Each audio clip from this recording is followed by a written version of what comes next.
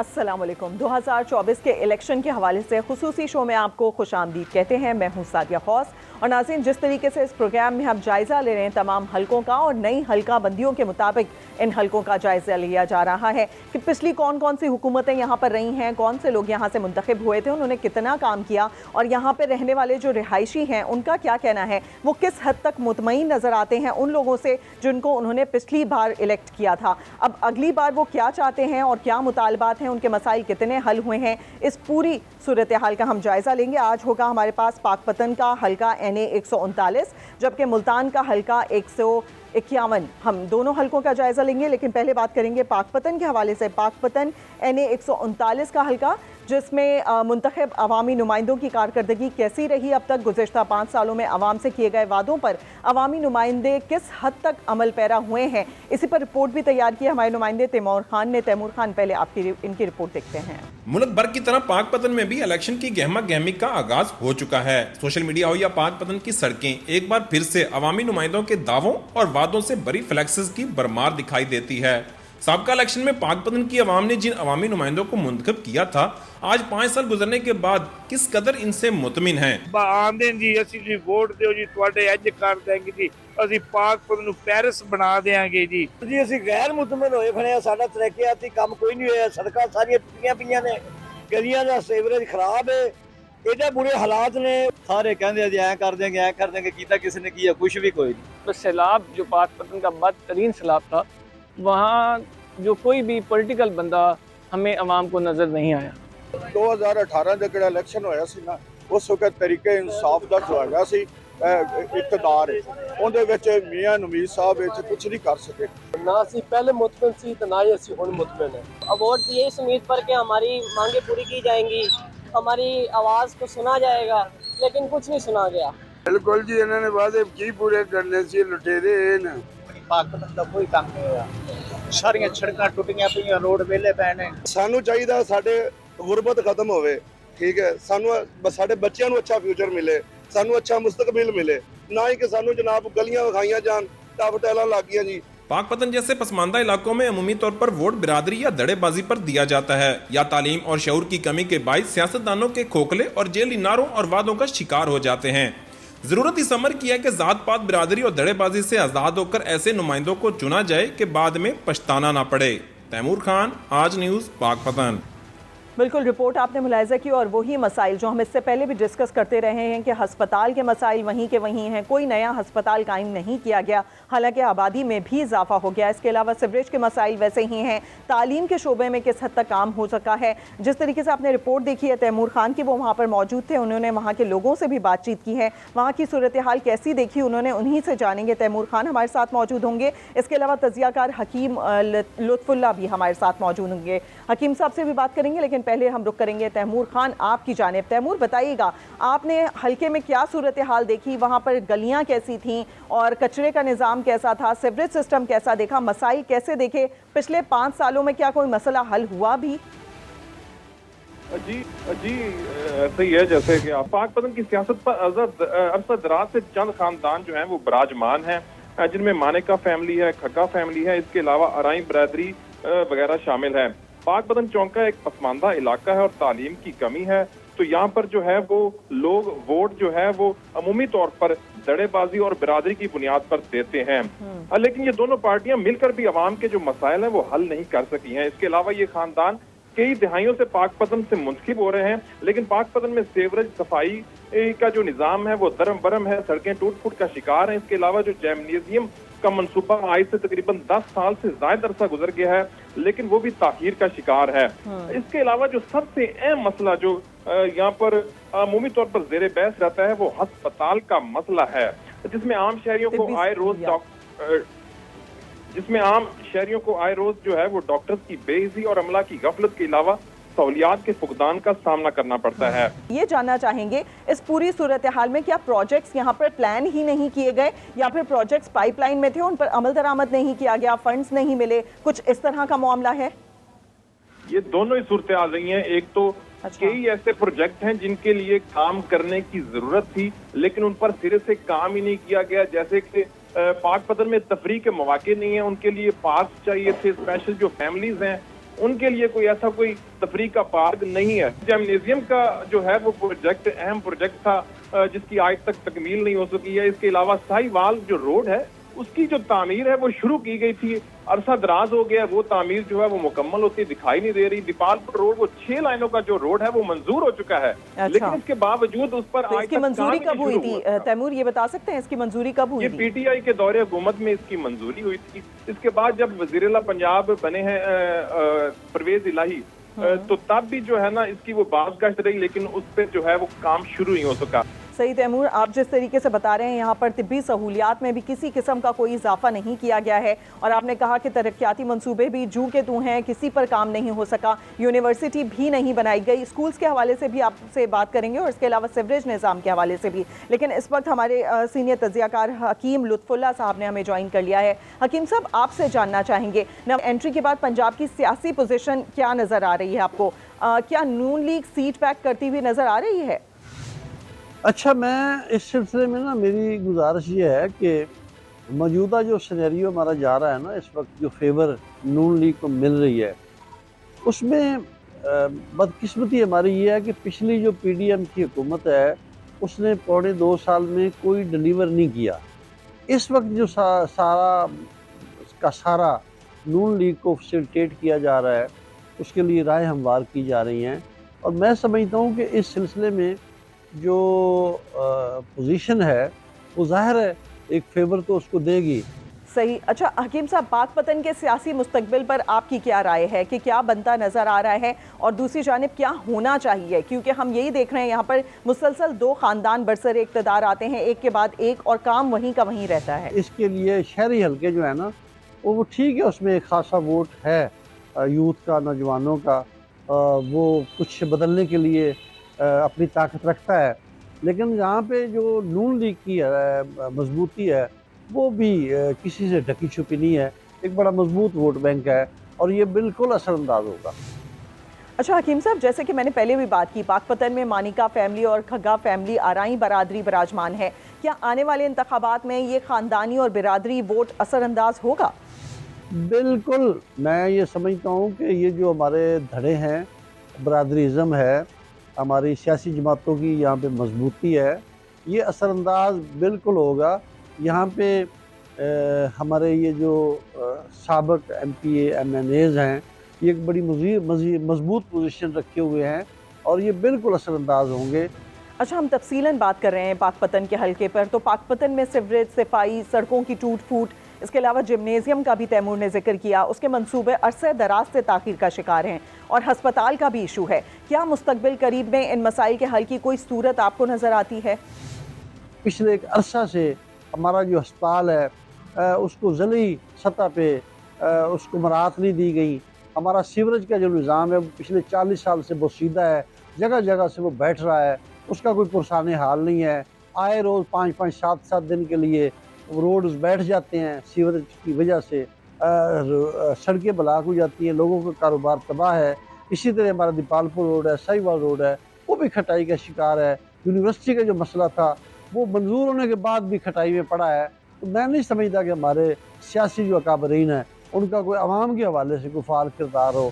حکیم صاحب ہمارے ساتھ موجود تھے, اور جس طریقے سے وہ بھی ذکر کر رہے تھے کہ 2 خاندان یہاں پر برسر اقتدار رہے ہیں, اور یہی وجہ ہے کہ ہم نے دیکھا کہ بہت زیادہ یہاں پر پچھلے 5 سالوں میں کام نہیں ہوا ہے جس طریقے سے ہونا چاہیے تھا. اور ہمارے ساتھ ہمارے نمائندے تیمور خان بھی موجود تھے, وہاں کے مسائل سے ہمیں آگاہ کر رہے تھے. ناظرین, یہ تھا پاک پتن کا حلقہ NA 139, اور بریک کے بعد ہم بات کریں گے ملتان 151 کی, اور اس حلقے میں کیا صورتحال ہے اس پر بھی جائزہ لینے کی کوشش کریں گے, لیکن ایک بریک کے بعد دیکھتے رہیے آج نیوز.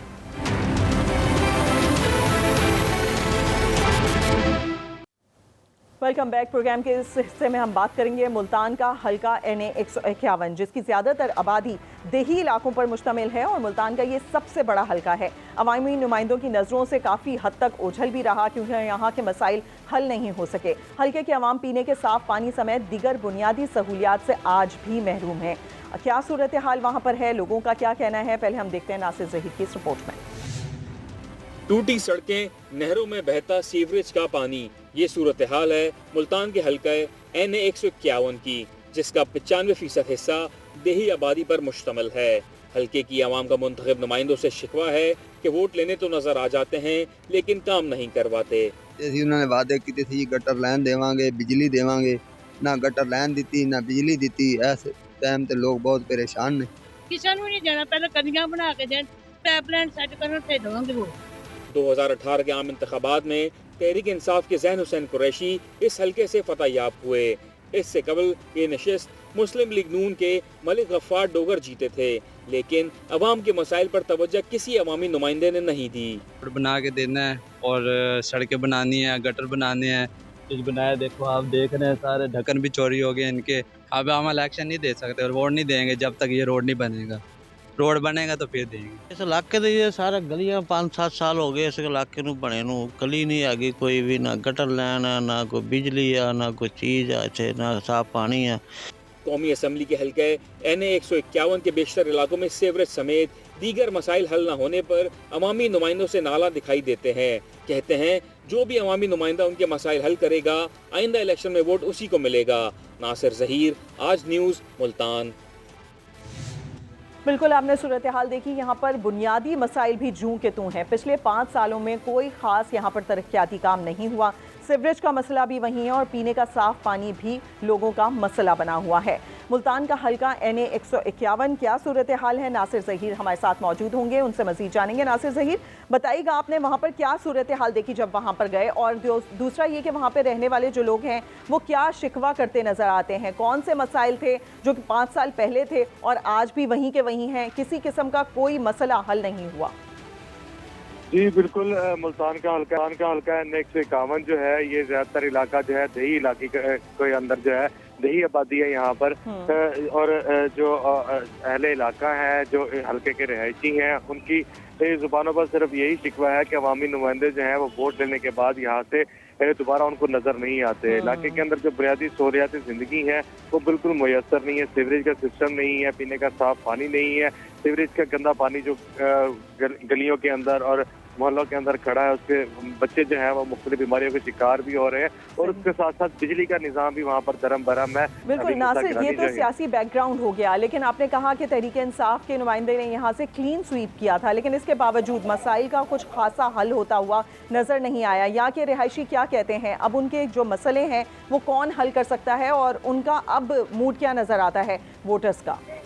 जी बिल्कुल, जो वोटर्स हैं उनका मूड यही है कि वो इलेक्शन के अंदर जो है पहले तो इलेक्शन के हवाले से उनका यही कहना है कि जो उनके मसाइल हल करेगा वो उसी को वोट देंगे। अब ऐसा चूँकि मुमकिन नहीं है, वोट तो उनको किसी न किसी को देना ही पड़ेगा, लेकिन ज़्यादातर जो इलाके के हल्के के अवाम है वो इस हवाले से सियासतदानों के जब वो इलेक्शन से वोट लेने के बाद मुंतखब होते हैं इलाके के अंदर नहीं आते, विजिट नहीं करते, इनकी दादपुर्सी नहीं करते। अच्छा, ये भी आपसे जानना चाहेंगे, यहाँ पर आपको तिब्बी मसाइल यानी कि मेडिकल की लोगों को क्या सहूलियात मैसर की गई पिछले 5 सालों में, और ख़ास तौर पर तालीम के हवाले से बताइएगा। आपने कहा कि देही इलाका है तो यहाँ पर ज़्यादा प्राइवेट स्कूल्स या यूनिवर्सिटीज़ तो होंगी नहीं, तो यहाँ पर तालीम के हवाले से कितना काम हुआ?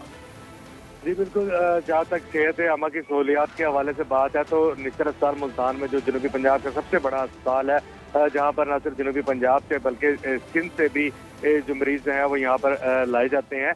ये जो है निस्तर अस्पताल इस हल्के से काफ़ी दूर भी पड़ता है। अमूमन हमने देखा था बुनियादी मरकज़ी हेल्थ सेंटर होते हैं मुख्तलिफ इलाकों के अंदर, यहाँ जिस इलाके के अंदर सीवरेज के मसाइल भी हैं, ये दही इलाका जो बुजला रोड और इससे मुल्का जो आबादियाँ हैं, इसके अलावा रंगीलपुर हो गया और उसके साथ साथ सुनीचाबाद, पीरा गायब रोड, इन तमाम इलाकों के अंदर बुनियादी मरकज़ सेहत भी नहीं है। प्राइवेट जो है क्लिनिक वो तो मौजूद हैं, लेकिन सरकारी तौर के ऊपर सेहत की कोई सहूलियात मौजूद नहीं है। और जहाँ तक तालीमी सहूलियात की बात है तो स्कूल जो हैं वो प्राइमरी मिडल स्कूल्स मौजूद हैं, लेकिन वहाँ पर भी सहूलियात का फुकदान है, बिल्डिंग खस्ता हाल है, जो असातिज़ा है उनका वहाँ पर पहुँचना मुश्किल है। जो तिब्बी सहूलियात है इस हवाले से इलाका मकीनों का यही शिकवा रहा है कि यहाँ पर में भी मजीद कोई इजाफा नहीं हो सका है, यानी कि लोगों की यहाँ पर भी ज़िंदगी कोई ख़ास तौर पर आसान नहीं हो सकी, ना ही यहाँ पर तालीम के मसाइल को हल किया जा सका और ना ही कोई इंफ्रास्ट्रक्चर मज़ीद बढ़ाया गया है। नासिर ज़हीर हमारे साथ मौजूद थे, हमारे साथ रहिएगा, मज़ीद भी मसाइल आपसे डिस्कस करेंगे।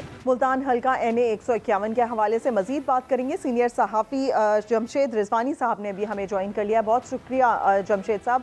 جنوبی پنجاب کی اگر اندازہ لگایا جائے سیاست کا تو یہ سیاست خاندانی نظر آتی ہے. آپ کیا سمجھتے ہیں کہ آئندہ انتخابات میں بھی یہی رجحان برقرار رہے گا, اسی طریقے سے خاندان برسر اقتدار آتے رہیں گے؟ اس میں کوئی شک نہیں ہے کہ پاکستان میں اور پاکستان کا جو یہ حصہ ہے جنوبی پنجاب, اس میں خاندانی جو سیاست ہے اور خاندانی جو پولیٹیشینز ہیں اور جو گروپنگ ہے وہ نمایاں رہتی ہے, اور اس دفعہ بھی وہ ہوگی, اور کئی جگہوں پر ایک خاندان کے کئی لوگ الیکشن میں حصہ بھی لے رہے ہوں گے. تو یہ رنگ نمایاں اس دفعہ بھی رہے گا. پارٹی ووٹ اپنی جگہ پر ہے, لیکن یہ جو رنگ نمایاں ہے, ہم جو کہہ رہے ہیں جنوبی پنجاب میں خاندانی سیاست, یہ زیادہ تر خاندان حکومتوں کے ساتھ رہتے ہیں, جو بھی حکومت وقت ہوتی ہے اس کے ساتھ رہتے ہیں. اچھا جمشید صاحب, پی ٹی آئی کے وائس چیئرمین شاہ محمود قریشی کے بیٹے زین قریشی کا حلقہ NA 151 میں ہم نے دیکھا کہ یہ نشست الیکٹیبلز کہلائے جانے والوں کی ہے. آپ کیا سمجھتے ہیں کہ اس نشست پر پی ٹی آئی دوبارہ کامیاب ہو سکتی ہے؟ یہ سیٹ مخدوم شاہ محمود قریشی کی سیٹ تھی, جس کو 2018 میں ان کے بیٹے زین قریشی صاحب نے جیتی, لیکن اسی حلقے سے مخدوم جاوید ہاشمی کسی دور میں حصہ لیتے رہے ہیں, اسی حلقے سے مخدوم شاہ محمود قریشی الیکشن میں حصہ لیتے رہے ہیں. لیکن ان کا جو سیاسی جو مخالفت ہے, اب جو اگر وہ نام ہے وہاں پر, تو عبدالغفار ڈوگر ہیں جو ان کے مد مقابل آئے ہیں مسلم لیگ نواز کی طرف سے. لیکن یہی سیٹ اگر آپ اور دیکھیں تو سید یوسف رضا گیلانی کے بیٹے جو ہیں علی موسیٰ گیلانی, وہ بھی یہاں سے آپ کو پتہ ہے الیکشن جیت چکے ہیں, اور پچھلا الیکشن بھی وہ لڑے بھی تھے, اور لیکن شکست کھا گئے تھے زین قریشی سے. تو یقیناً جو گیلانی فیملی ہے, قریشی فیملی ہے, اور اس علاقے یا اس حلقے کے بہرحال ایک سیاسی حقیقت غفار ڈوگر بھی ہیں, تو ان تین کے درمیان یہ سخت مقابلہ ہے. اچھا, یہ نشست 2013 میں تو نون لیگ جیتی تھی, کیا موجودہ صورتحال میں آپ کو لگ رہا ہے کہ نون لیگ دوبارہ اس نشست کو حاصل کر سکے گی, یا ابھی بھی وہاں پر ووٹرز جو ہیں وہ پی ٹی آئی کے ہیں زیادہ؟ یہاں ڈائنامکس مختلف ہیں, تینوں اپنے اپنے دھڑے رکھتے ہیں امیدوار, اور تینوں امیدواروں کو میں سے ہمیشہ ایج اسے ملتا ہے بعض اوقات جس کی حکومت بن رہی ہوتی ہے. اور تو لگتا یہ ہے کہ اس دفعہ ابھی تک کا جو امپریشن یہ ہے کہ پی ٹی آئی نسبتاً شاید ابھی تک ایک مشکل دور سے گزر رہی ہے, اور لگتا یہ ہے کہ شاید اس کی حکومت نہ بن رہی ہو, تو جو ویونگ ووٹ ہوتا ہے جنوبی پنجاب کا, وہ اور کسی بھی حلقے میں, تو وہ ووٹ بہرحال اس کی طرف جائے گا جس کا امپریشن ہے کہ ان کی ممکنہ طور پہ حکومت بن سکتی ہے. اچھا, اگر بنیادی سہولیات کی بات کریں جمشید صاحب, تو NA 151 کے عوام پینے کے صاف پانی سمیت دیگر بنیادی سہولیات سے بھی محروم ہیں. کیا آئندہ منتخب ہونے والے مسائل پر قابو پا سکیں گے؟ اس حلقے میں جو بنیادی طور پہ جو سڑک ہے اور ٹیلی فون تھا کسی دور میں, آپ کو پتہ ہے, یہاں گیس پہنچانے کا معاملہ تھا, یہاں جو رابطہ سڑکیں ہیں ان کی جو بات ہوتی ہے, تو وہ کافی کام یہاں ہوا ہے, اور اسکولوں کی حالت بھی کوئی زیادہ بری نہیں ہے. کام مقابلہ کمپٹیشن کی وجہ سے یہاں رہتا ہے امیدواروں کے درمیان, تو کام بھی انہیں کروانا ہی پڑتا ہے. تو پانی کا, پینے کا صاف پانی تھوڑے سے حصے میں ہوگا مسئلہ, لیکن یہ شہری حلقوں کی طرح اتنا بڑا مسئلہ نہیں ہے اس حلقے میں. بالکل صورتحال آپ نے دیکھی دونوں حلقوں میں. پاک پتن 139 کا آج ہم نے جائزہ لیا, اور اس کے علاوہ ملتان کا NA 151. دونوں حلقوں میں صورتحال ویسی ہی تھی جو اس سے پہلے بھی ہم حلقوں میں ڈسکس کرتے رہے ہیں, یعنی کہ پچھلے 5 سالوں میں اتنا کوئی خاطر خواہ کام نہیں ہوا, نہ ہی وہاں پر انفراسٹرکچر ڈیولپ کر پائے ہیں, اور نہ ہی مسائل کا حل ہو پایا ہے. اب دیکھنا یہ ہے کہ یہاں پر موجود لوگ کس کو ووٹ دیتے ہیں, اور کون سا امیدوار ہوگا جو کہ اگلے 5 سالوں میں اس کے مسائل حل کرے گا. ناظرین, ایک اور پروگرام کے ساتھ مزید حلقوں کا جائزہ لے کر آپ کے سامنے حاضر ہوں گے. تب تک کے لیے اجازت دیجیے. اللہ حافظ.